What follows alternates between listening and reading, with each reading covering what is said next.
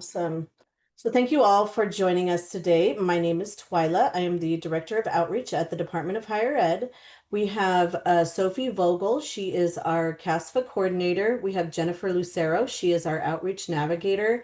And we have a special guest today, Mark Bechet. He is, what is your title, Mark? Sorry.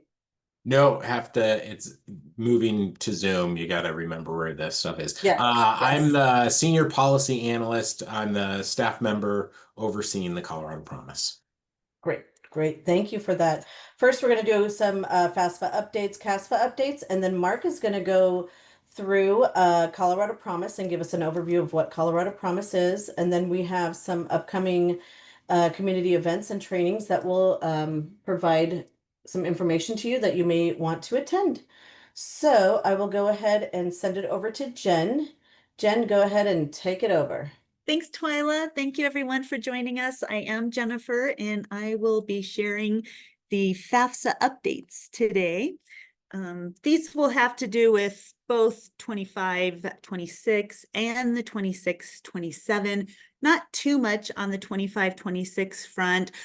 We are at 44.5% completion here in Colorado. Nationally, we're at 57.6, which is phenomenal as a national number, because we know I think we're getting over the last couple years, but that's still a great place to be. In Colorado, we are less than 1% to catching up to the 24-25 year. We still do have some time. This form will be open until June 30th, 2026. Oh, wait, you are seeing the screen? Nope. Oh gosh, sorry. And moving on to the 26-27, the FAFSA Deadline Act was passed, so we will have an October 1st release. They are currently running beta testing. Round 2 will start in September. Anyone can participate in this beta testing. Students will just go to this website and fill it out. They'll be notified if they're chosen, and if not, then they'll just fill out the form come October 1st. There have been some changes made to the FAFSA form. There will be, when students are filling it out and contributors, there will be real-time matching, so they'll see that immediately, so that they don't have to go through that whole validation process. And then also there are some changes with assets on the form. These changes include the family-owned business, farms, family farms, which they reside on, and commercial fishing businesses will not be assets on the form. Foreign earned income will now be added to the annual gross income to determine Pell eligibility. And an SAI that is equal to or greater than twice the maximum Pell amount, that student will be ineligible. That amount would be $14,790. Another change that I forgot to put on here, sorry about that, but I'm actually going to show you, is contributors will now receive a code to access their students' FAFSA form, or if it's their spouse's FAFSA form. Now you can witness this on the prototype. The prototype is now available. So if you'd like to go through that for the 26-27 FAFSA, you can go to this website and enter that password. I am real quick going to show you that scenario. They have pretty much the same scenarios on this prototype page. The invited as a contributor is the one that I want to show you, because this is a big change from previous FAFSAs. What will happen is the contributor will still receive the email, and as you can see, there's this code underneath. If the contributor clicks this link, it will take them to the login page, which will then take them to a page where the code will auto-populate. So they don't have to enter it if they click through the email. Now, if they do not receive an email, the student can still log into their FAFSA portal. The code will be in there, and then the contributor will log into theirs and just enter the code manually. But the code does have to be entered exact. The information, it's not looking for an exact match on that anymore.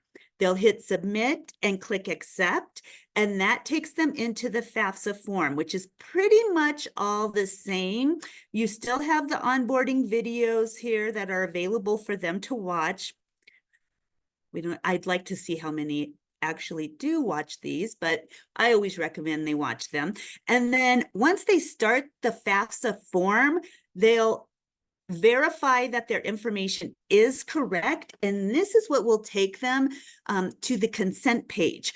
When consent page is still the same, right? We still need consent to access their information. And when they approve that, this is where the real-time verification takes place. And so now you see success. They've confirmed the information with the IRS, and they can continue now through the FAFSA form. That's some of the major changes there with the FAFSA form. Of course, there will be others, I'm sure, that they'll discover through beta testing. But don't forget, if you'd like to participate with that round 2, you can visit the website. But I'll pass back to you, Twyla. Great, thanks, Jennifer, for those lovely FAFSA updates. Now we'll just send it over to Sophie. She's going to give us some CASFA updates. Sophie, go for it. Thank you. I'm going to share my screen.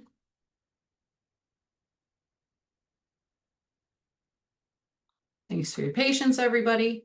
CASFA updates are short and sweet today. So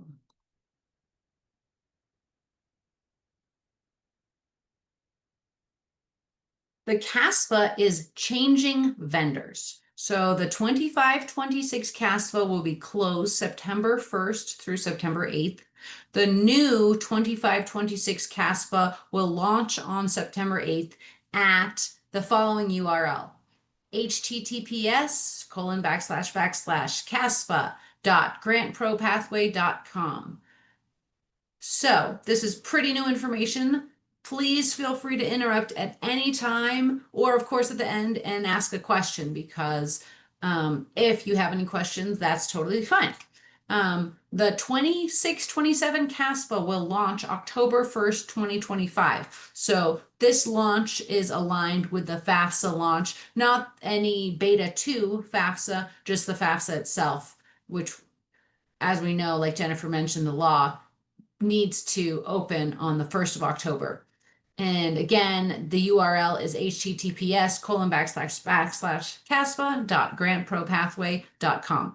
You will not need to remember that URL. It is going to be on our website, in all of our outreach materials, plastered everywhere. So don't feel nervous about that. Please let me know if you have any questions. Here's some contact info. So you can always email casfa@dhe.state.co.us. And there's the CASFA website. And thanks. I know that was quick. Does anyone have any questions?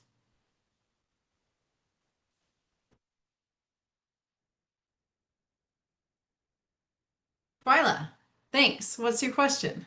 Yeah, I just have one question. So if there is a student that wants to complete the 25-26 CASFA on September 5th during the time that it is closed, what should they do? Great question. Thank you, Twyla. That student will need to wait until the CASFA opens. So there is no CASFA they can complete at that time. So if you work with any students who need to complete a 25-26 CASFA, I highly recommend they complete it this month in August before September 1st. And if they aren't able to, and so they want to complete that first week of September, they'll have to wait. And then the new CASFA will launch early September, and then they'll be able to complete it then. So waiting until September 8th is the answer to that question. Thanks again. If no one has any other questions, feel free to pass along to our next agenda. Yeah, great. Thanks, Sophie. I'm really excited for the new CASFA. It looks great so far that I've seen on the UAT, user acceptance testing. So thank you, and thanks for all your hard work on that. All right, let's send it over to Mark. He is going to do a presentation on Colorado Promise. I'm excited about this too. Thanks, Mark. All right. Hello, everybody. My name is Mark Bechet. I'm going to try to talk for a moment while I pull the screen up and share it, or just talk through exactly what I'm doing. Okay. Is everybody seeing the screen? Sweet, good stuff. Okay, I'm going to do my best to walk you all through the Colorado Promise. But please feel free to raise your hand, post questions in the chat. My CDHE colleagues, if you can help just draw my attention to the chat if I'm missing anything. But let's dive into this. So we're here today to talk about the Colorado Promise 2 free years of college expanded. We really tried our best to make the longest program title out there, and I think we're pretty close. It might be one of the longest that CDHE has. But here we go. So I want to start this off by just throwing this out there to tell me what you know about the promise, what you may have heard. So feel free to go off mute, throw stuff in the chat. It's very helpful as we start to talk about it to get a baseline understanding of what folks know.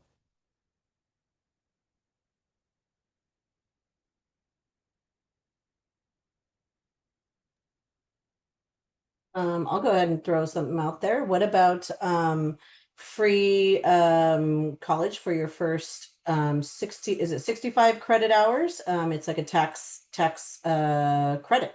You can get a tax credit. Yep, that's part of it. And I see Sophia, it's financial support to middle income Colorado residents. That is also part of it as well.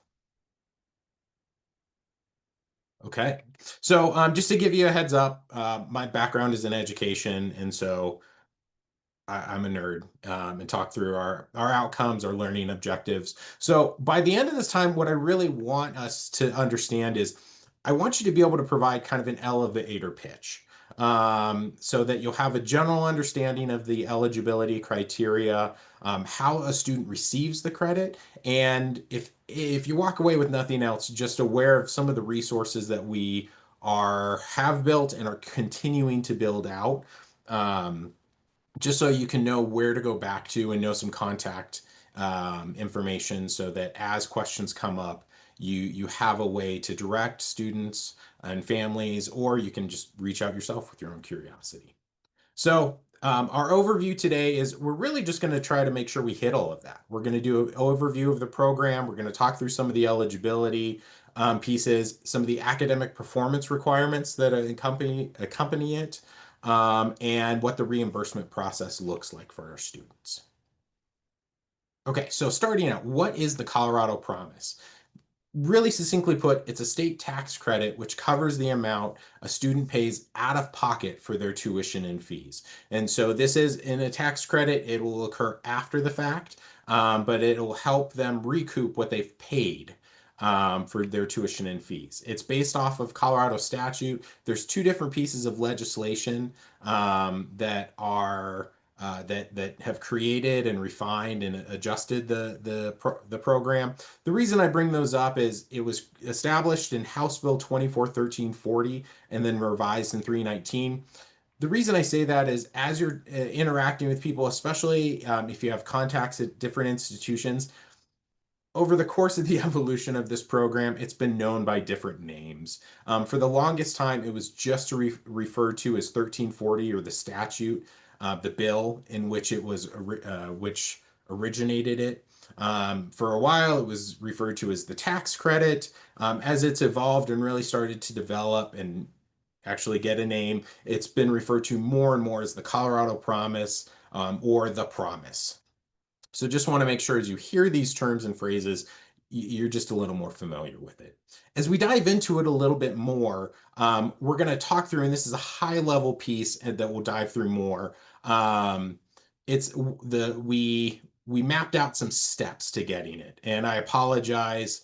I'm the father of 2 kids, and when my oldest was growing up, there was a Disney Junior show called Special Agent Oso. If anybody's familiar, and it boils everything in life down to 3 simple steps. and it's obnoxious, and you can't get it out of your head once you hear it. But it's really these 3 steps that we've identified as, step 1 is know if you qualify. Step 2 is academically perform, and step 3 is get reimbursed. But there's also an odd timeline because it is a tax credit. So if we think about it in terms of we're in 2025 or tax year 2025, this is when a student enrolls, they go to class, they rock it, they get those good grades. And then next year in 2026, when they submit taxes, that's when they'll get the refund. And so that's a key part of this to make sure folks understand. So as we look at the program in a little more detail, there's some key pieces to make sure we understand. So it covers the first 65 credits earned in higher education that do not include any pre-collegiate credits they may have earned in high school. So that includes things like AP credits, IB, concurrent enrollment, and military. So we have our awesome overachieving high school students that take advantage of opportunities and graduate with sometimes upwards of 30 or more credits. When I used to work at MSU Denver, I would meet students and be like, "Oh, what year are you?" And they're a first-year student.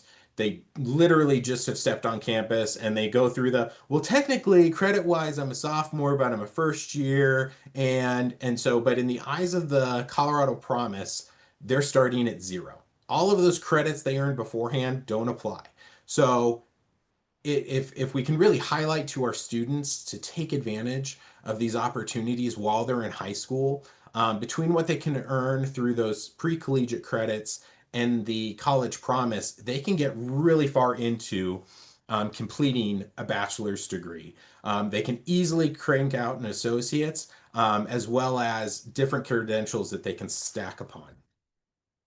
This is considered what I describe as a final dollar program. So all other forms of free aid, so grants, scholarship, institutional aid, private scholarships are applied first.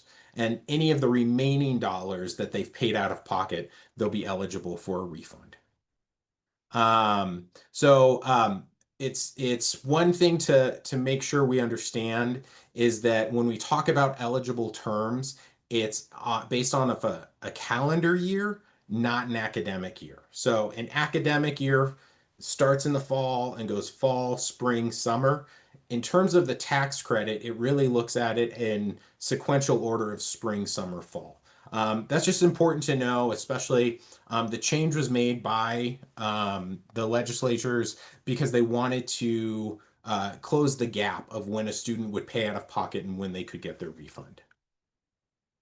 The program says it's 2 free years.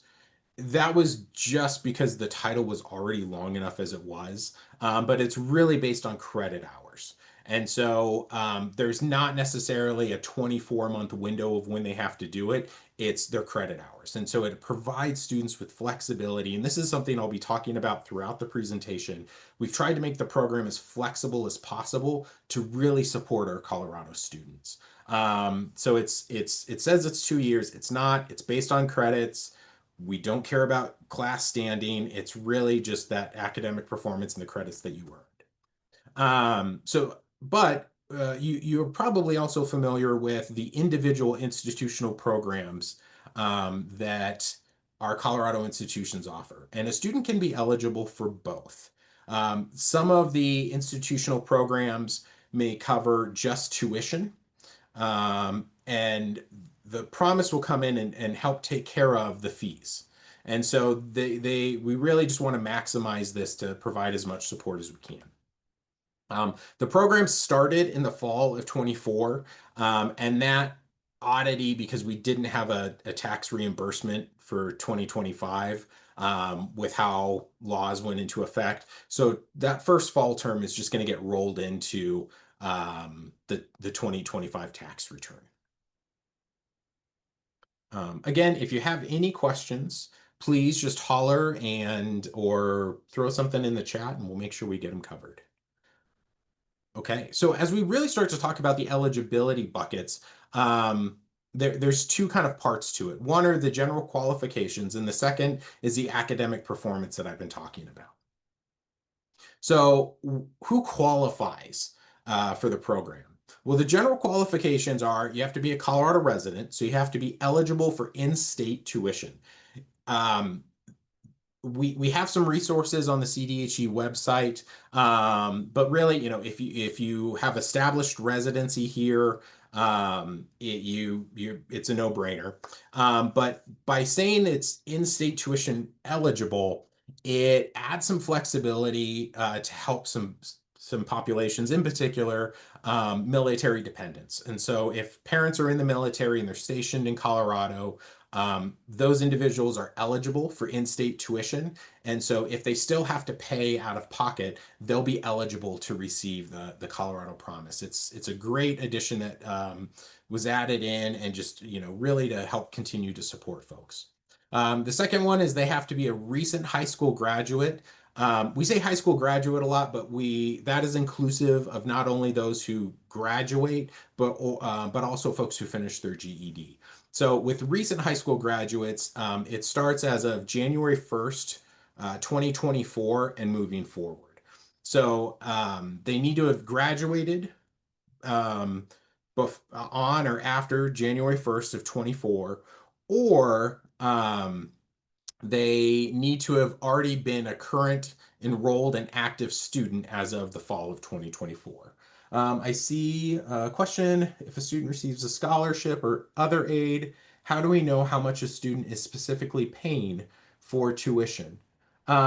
So they'll actually, this is a great question. They can either ask their financial aid office or the bursar. And the institutions, as I'll explain in a few minutes, will be responsible for calculating and telling them what the costs are that they'll be responsible. But most institutions will give them a breakdown of what their payments are associated with that attendance. All right. The next part is that not only do they need to graduate, but then they need to enroll at a Colorado institution of Colorado public post-secondary institution within 2 years. So when I say Colorado public post-secondary, that's any of the area technical colleges, any of the community colleges, the local district colleges, or any of the public 4 years. So the private institutions such as DU or Regis do not qualify for the Colorado Promise, but any of it's over 30 public institutions do count. They have to matriculate within 2 academic years of graduating. So folks who graduated in May of 25 have until the spring semester of 27 to enroll. So really, they have until January of 2027 to enroll and start their post-secondary education. They need to annually complete the FAFSA or CASFA. This is really important, one, to make sure they're maximizing their just the financial support they can receive, but it's also crucial because FAFSA and CASFA are used for determining income.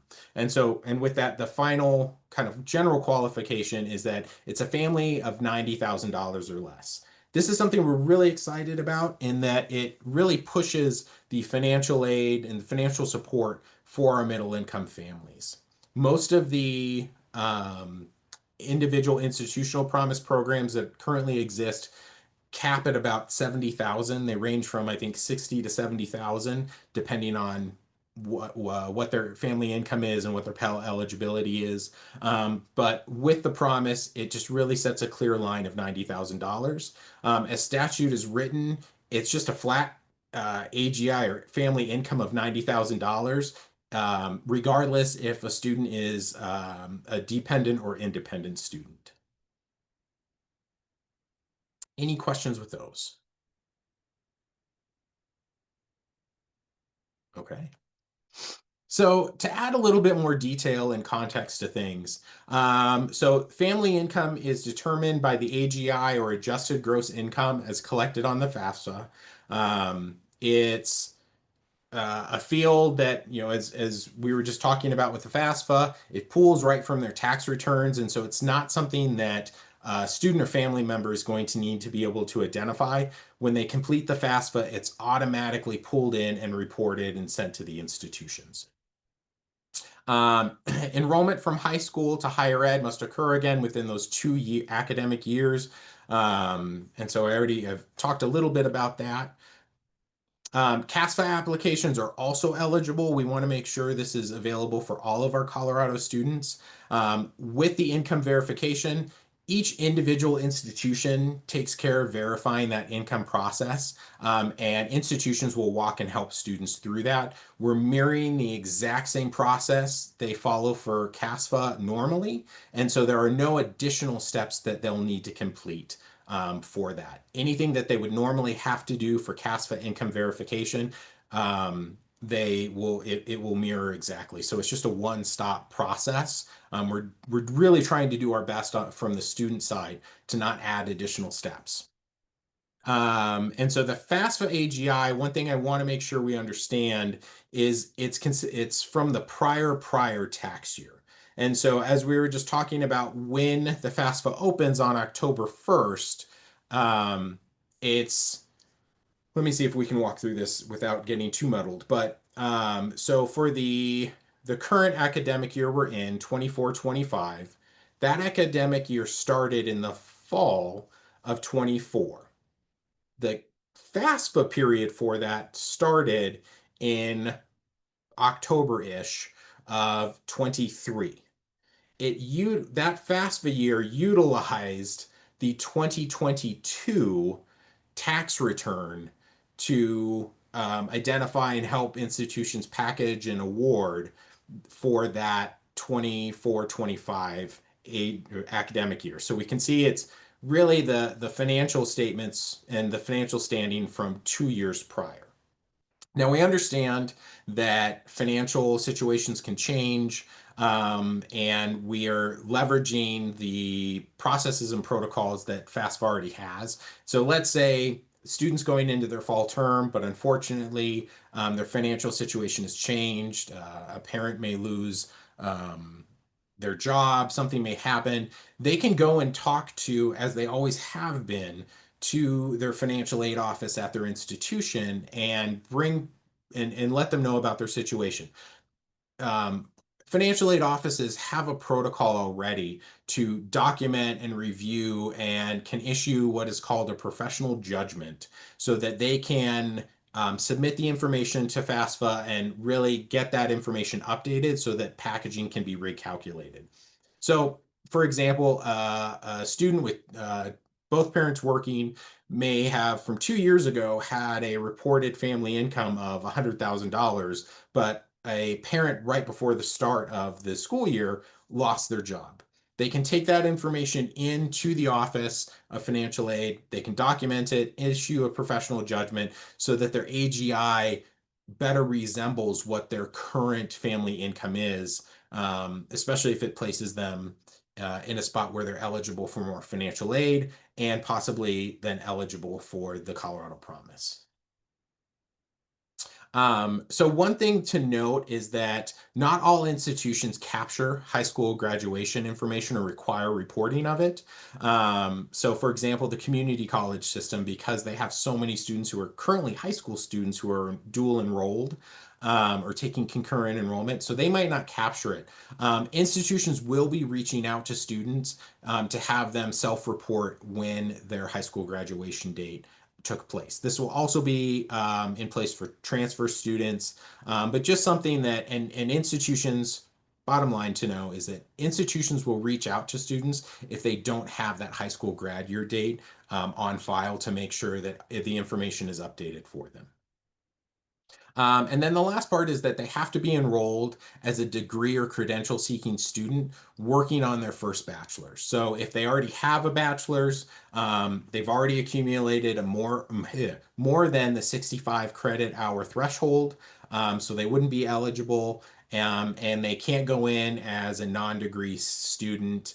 They do have to at least, they can be non-declared. They can be they can go in without knowing what their major is, but they just have to say they're working towards a degree or a credential. Okay. So the next part we're going to talk about is academic performance. The interesting and the flexible part of the promise is that it's done and determined on a semester or term by term basis. And so this, as we talk through it, allows for some flexibility and allows for the mistakes and the learning process that occurs for students. So a student has to start a term with less than 66 credits. Again, that's 66 credits minus anything they earned before college.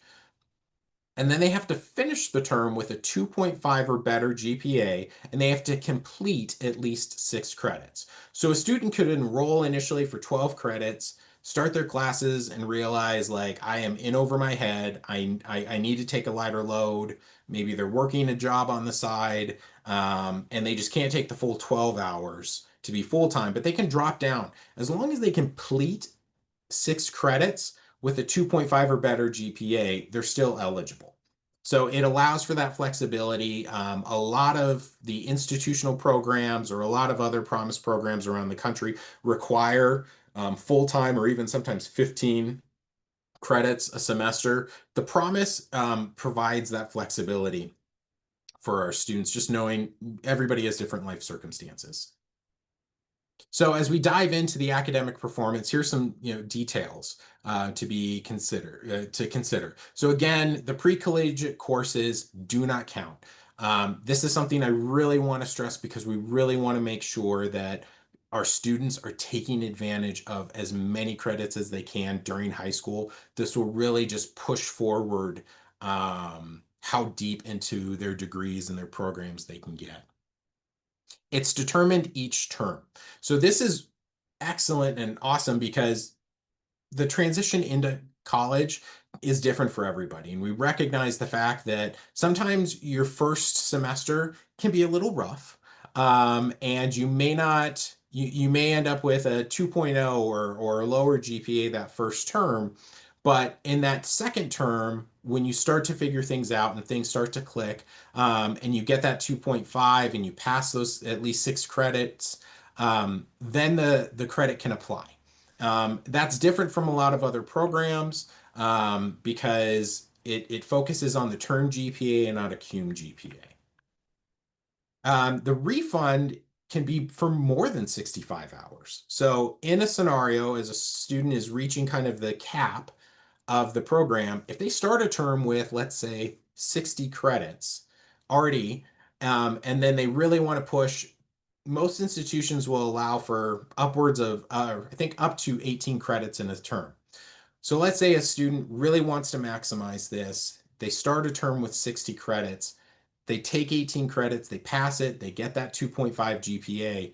They can finish their eligibility with the Colorado Promise, having the promise covered 78 credits. And so while we say it's, first 2 years up to 65 credits, there's the wiggle room at the end.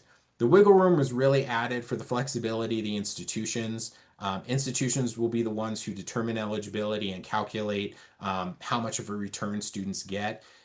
By having it just at that final term be under a certain threshold, it makes it just so much easier on the data side and doing that pool for determination. But it's a great loophole that students can really maximize and use. So also with the 2.5 term GPA, term GPAs are much easier to get and to adjust versus a cum GPA, especially as a student starts earning more hours. The cum GPA can be harder to move. So a student can lose satisfactory academic progress. They can get below a 2.0 GPA. They can go on, lose SAP for other reasons, which can result in them losing access to other aid, institutional aid, some scholarships, even some federal dollars. But the Colorado Promise can be there to step in and help fill it. So they may have a couple of bad terms.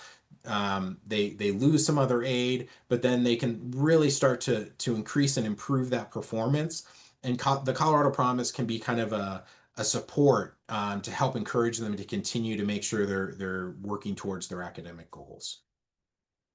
And Another piece that we is important, and this was done on the request of the institutions, all grades and data points are kind of set by January 15th of a year. This was done just for grade changes, for late bill payments, done as kind of a clear line in the sand so that institutions can do their data pool and make sure they're reporting in time so that students can claim this on their tax credit. And then again, this is only for undergraduate students working on their first bachelor's and their first 65 credits. There was some confusion before, and so this was something that the legislators cleaned up in this last session. Folks were wondering if it could apply to graduate students. It doesn't. It's just for undergraduate students. All right. So getting the refund. So again, our steps. We've talked about the qualifications. We've talked about the academic performance. And so after they have done this, they're eligible. They've worked really hard. They've earned it. So what happens now? So institutions will notify students by January 31st. They have the flexibility to communicate with them electronically just to make it faster. But in that communication, institutions will let a student know if they are eligible, and they will let students know how much they are eligible to receive in that tax credit. So they'll actually do the calculation and all the work for the students, so they have it ready. Students will then need to file a return, a Colorado state return, to receive the reimbursement. This will be a change for many of our younger students who may not have filed a tax return before. But students themselves have to submit the return. This is a combination of some FERPA rules, considering once they get into higher ed, they're considered adults, but also to simplify the process, especially for split families. The refund, regardless of who has paid it, the refund will go to students. Now, an important benefit that families need to be aware of is that this is not the tax credit is considered non-taxable income. So if a student gets $5,000 from the Colorado Promise, they do not have to declare it on their federal return, either that current year or for the next year. This is important because we didn't want to mess with any of the other financial aid pieces that go into it as well. So neither parents or students will have to claim it. It follows the same process that is set up for Tabor returns. So again, to kind of recap, in the current year, so let's say 2025, a student enrolls, they go to class, they do great. And then in 2026, early 26, they're notified, they file a tax return, and can receive that reimbursement for what they've paid out of pocket for tuition and fees. Any questions? Okay. Some resources that I want to share with everybody. I'm going to pull up our website here, and I'm going to go to our top. We'll make sure we throw this in the chat. But we've developed a website to kind of help introduce students and families to the Colorado Promise. It provides a recap of what the Colorado Promise is. It provides kind of the overview of the process, what goes into it. A key thing to note here is in this fourth box that applications are not needed. A student doesn't need to apply. A student really doesn't need to do anything. It's all on the institution side. To qualify to do it. The big step that, again, the students really need to make sure they do is complete a FAFSA and then just focus on their academics. Focus on what's important and how they do it. An institution will notify students for what they're eligible for, and then they can file their taxes. Again, it then also lays out the timeline for pieces. If they're interested, can sign up for email listserv. The department will be working on some kind of updates and insights just to help make sure that students who are interested get some more information. We're developing out some additional pages on here to walk through the eligibility requirements so that students can kind of understand and get a sense of what goes into it. But then we also wanted to highlight some of the other opportunities that are available, specifically at our institutions. And this is really a chance to let our institutions kind of shine and show what they have to offer. The upside with the institutional programs is that they're front end programs. And so there are programs that if the student meets the qualifications at the front end, that will help reduce their bill and the sticker shock for the students. And so we've got the students with programs here listed, as well as some additional programs here for students to see. They can click on their program, the institution they may be attending, get a link to that institutional page, as well as just get a quick highlight of what the institution requires. So at the end of the page, we have some additional programs, resources, and services students can check out. But then if they still have questions, we have an email address, Colorado Promise, that they can reach out to. It's me. But then also we have some office hours set up so that if they or their parents or any of you would like to book some time with me to ask some more specific questions, we have that available as well. And so again, I think, yeah, Twyla, thank you very much. You posted the question here. I really appreciate it. Some of the pages that we're still working on, as well as contact information. Any questions before I go to the next part? Katie. Thanks. Yeah. I was in the presentation earlier and I still have a few. And I know you addressed at least one, but I thought it would be a good one for the group and a good one for me to ask and hear again as well. So one is, so for current college students who are under 65 credits and meet the income requirements and are at a public institution, does the high school timeline doesn't apply, like the graduation timeline? Yep, great Okay. question, great point. So, if they were currently enrolled an active student as of fall of 2024, that's kind of just it was a way to set that to kind of clean the slate to make sure that currently enrolled students are available or are included in this program as well. So if they were enrolled and active as of fall 24, meet all the other requirements, they're good to go and will be considered for the to be considered eligible. Sweet. Okay, that's awesome. And then my other one was for students who already have their cost of attendance covered. Or anything I guess that would fully cover tuition and fees. I know we asked that about how it would interact with for example, foster ed and empower ed, but could you repeat that answer?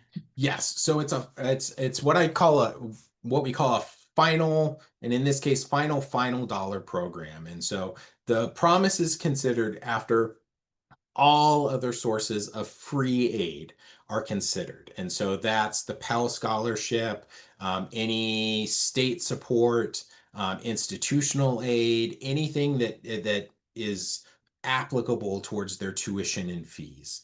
So if you have those, like an institutional promise program, MSU Denver, if you qualify for all of their institutional promise program and you meet their requirements, they cover your tuition and fees. And so you wouldn't receive the Colorado Promise, but good news is you wouldn't be paying anything.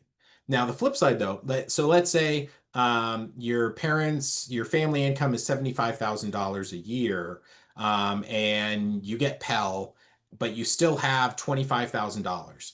If you or $2,500 or some amount that you still have to pay out of pocket. If you take out a federal loan to pay for that and cover it, that loan amount that you take out is eligible for the reimbursement. So that's not considered free dollars because you have to pay it back. And so any loans a student takes out, that amount is eligible for the promise. Really, the hope of the promise is that students will get that check and just go and pay off their student loans so that they can graduate with as little debt as possible.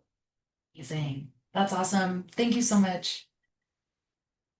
All right. Did I see another hand? Work study is not I considered or did, Mark. calculated. I'm sorry, Yeah. just real quick. And so is the student responsible for keeping track of the out-of-pocket expenses? No, it is on the institution to calculate that. And so that way, the institution calculates and reports it to the department, and we pass it along to the Department of Revenue. So that way, as DOR does its audits, they'll start with the institutions in any kind of audit process.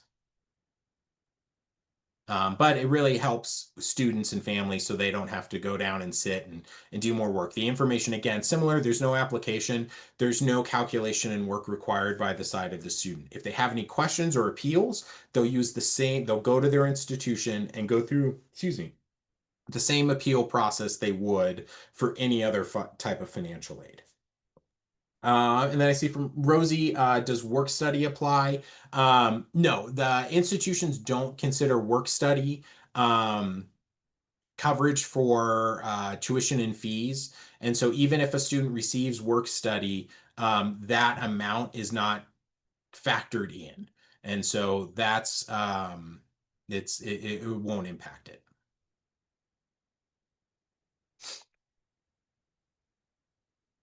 All right.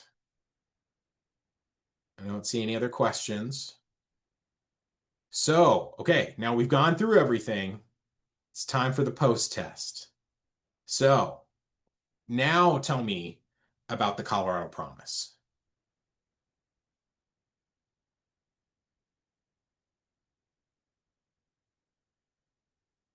I should say my master's is in a counseling area, and so I'm totally comfortable with silence. I have 2 kids, so if anything, I just love silence as much as possible. So I can sit and wait, give you some chance and an opportunity to think. Feel free to use the chat.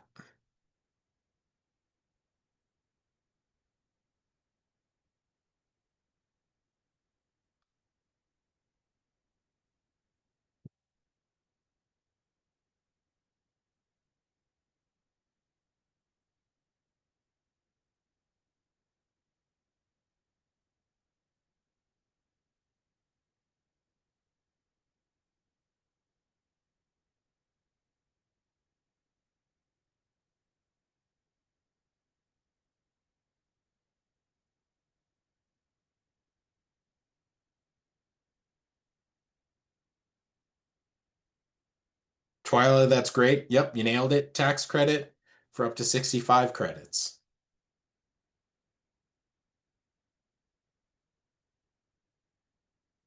Refundable tax credit. Yep, perfect. So especially as you're thinking about this from a high level, really kind of think about this almost as an elevator pitch, a way to let some folks know that there's some opportunities out there for them. Yep, Jennifer, Rosie, excellent. Especially letting folks know it's up to $90,000. A lot of times when folks think about aid or the Pell, they think they have to be a much lower income. And so this really does kind of offer some opportunities for those middle income students. Okay, thank you very much. That is all I have. I know Twyla and folks have a few more things to go through, but thank you all very much. We'll make sure to share contact information. If you have any more questions, please, please, please reach out. Great, thanks, Mark. All right, so we have a couple questions from registration that Jennifer's going to do, and then Jen, go ahead and go right into our upcoming community events. Go for it. Great, thanks, Twyla. We didn't have too many questions this go around, I guess being the first lunch and learn back in session. Someone did ask, now that the CASFA eligibility has expanded for those that don't want to share FAFSA info, what will this mean for aid? And actually, Sophie, do you want to just answer that real quick? Yeah, thank you so much, Jen.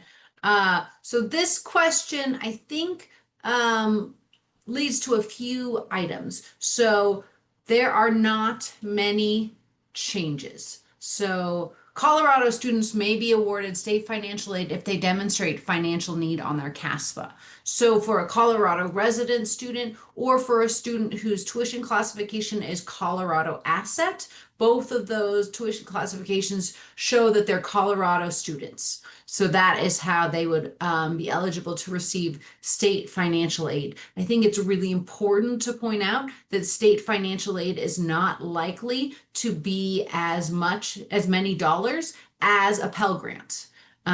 In addition, I think it's really important to point out that a student who decides to forfeit any financial aid they could receive from a FAFSA and they decide to do a CASFA instead, that student is likely to have a harder time paying for college because they are likely to receive less aid.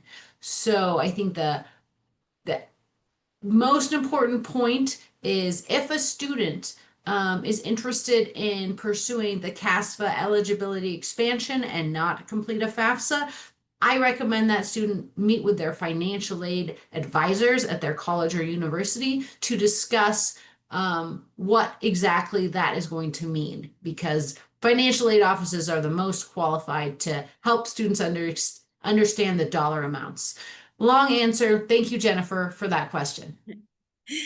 Thank you, Sophie. I'll just share our upcoming events real quick. We do have the educator trainings set. Our partners at CSU in Fort Collins and Pueblo will be hosting this year. It's going to be really great event. The first part will be an afternoon training for educators, everything, of course, FAFSA, CASFA, and some other things. That will be a lunchtime training. So we'll be providing lunch for those trainings. Following the training in the evening, we will be hosting a completion event so that everyone who was at the training will be able to put that learning into action by helping, we're hoping that they'll invite students from their districts to come in and fill out their FAFSA or their CASFA with that assistance. So really great event that's going to happen. One on October 22nd up in Fort Collins. The other one will be November 7th in Pueblo. If you'd like to register for those trainings and completion events, that QR code will take you there. We also are back up and running, as you know, with the Lunch and Learns. The next one will be September 17th, and you can register with that QR code.